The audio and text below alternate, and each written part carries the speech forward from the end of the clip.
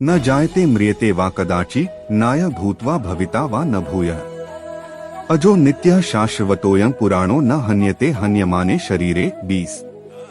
भावार्थ, आत्मा के लिए किसी भी काल में न तो जन्म है न मृत्यु, वह न तो कभी जन्मा है न जन्म लेता है और न जन्म लेगा, वह अजन्मा, नित्य, शाश्वत तथा पुरातन है। शरीर के मारे जाने पर वह मारा नहीं जाता।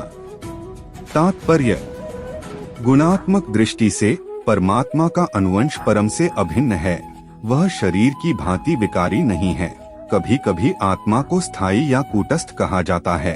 शरीर में 6 प्रकार के रूपांतर होते हैं। वह माता के गर्भ से जन्म लेता है, कुछ काल तक रहता है, बढ़ता है, कुछ परिणाम उत्पन्न करता है, धीरे धीरे क्षीण होता है और अंत में समाप्त हो जाता है। किंतु आत्मा में ऐसे परिवर्तन नहीं होते। आत्मा अजन्मा है, किंतु चूंकि यह भौतिक शरीर धारण करता है, आत्म शरीर जन्म लेता है। आत्मा न तो जन्म लेता है न मरता है। जिसका जन्म होता है उसकी मृत्यु भी होती है। और चूंकि आत्मा जन्म नहीं लेता, आत्मा उसका न तो भूत है न वर्तमान न भविष्य, वह नित्य, शाश्वत तथा सनातन है, अर्थात उसके जन्म लेने का कोई इतिहास नहीं है। जैम शरीर के प्रभाव में आकर आत्मा के जन्म मरण आदि का इतिहास खोजते हैं। आत्मा शरीर की तरह कभी भी वृद्ध नहीं होता। आत्मा तथाकथित वृद्ध पुरुष भी अपने में बाल्यकाल या युवावस्था जैसी अनुभूति पाता है। शरीर के परिवर्तनों का आत्मा पर कोई प्रभाव नहीं होता।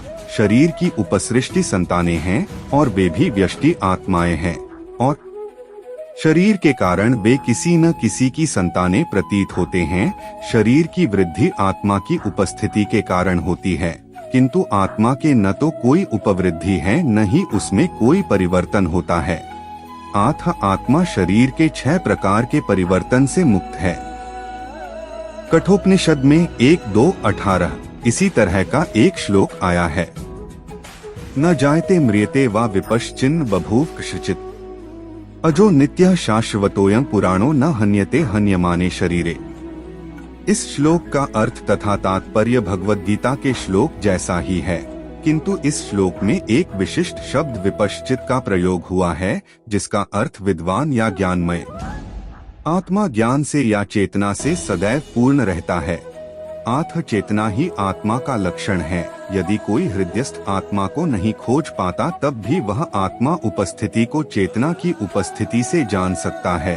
कभी कभी हम बादलों या अन्य कारणों से आकाश में सूर्य को नहीं देख पाते, किंतु सूर्य का प्रकाश सदैव विद्यमान रहता है। हमें विश्वास हो जाता है कि यह दिन का समय है।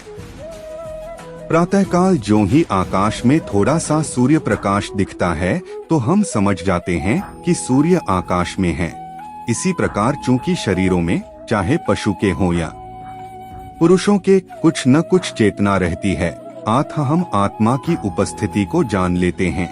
किंतु जीव की यह चेतना परमेश्वर की चेतना से भिन्न है, क्योंकि परम चेतना तो सर्वज्ञ है। भूत, वर्तमान तथा भविष्य के ज्ञान से पूर्ण व्यष्टि जीव की चेतना विस्मरणशील है। जब वह अपने वास्तविक स्वरूप को भूल जाता है, तो उसे कृष्ण के उपदेशों से शिक्षा तथा प्रकाश और बोध प्राप्त होता है। किंतु कृष्ण विस्मरणशील जीव नहीं हैं। यदि वे ऐसे होते तो उनके द्वारा दिए गए भगवद गीता के उपदेश व्यर्थ होते। आत्मा के 2 प्रकार है, एक तो अनुआत्मा और दूसरा विभुआत्मा। कठोपनिषद में 1-2-20 इसकी पुष्टि इस प्रकार हुई है। अनोर्णीयान महतो महीयानात्मास्य जंतोर्निहितो गुहाया तमकृतुः पश्यति वीक्षोको धातुः प्रसादान महिमान्मात्मनः। परमात्मा तथा अनुआत्मा दोनों शरीर रूपी उसी वृक्ष में जीव के हृदय में विद्यमान हैं, और इनमें से जो समस्त इच्छाओं तथा शोकों से मुक्त हो चुका है, वही भगवत कृपा से आत्मा की महिमा को समझ सकता है। कृष्ण परमात्मा के भी उद्गम हैं, जैसा कि अगले अध्यायों में बताया जाएगा, और अर्जुन अनुआत्मा के समान है, जो अपने वास्तविक स्वरूप को भूल गया है। उसे कृष्ण द्वारा या उनके प्रामाणिक प्रतिनिधि गुरु द्वारा प्रबुद्ध किए जाने की आवश्यकता है।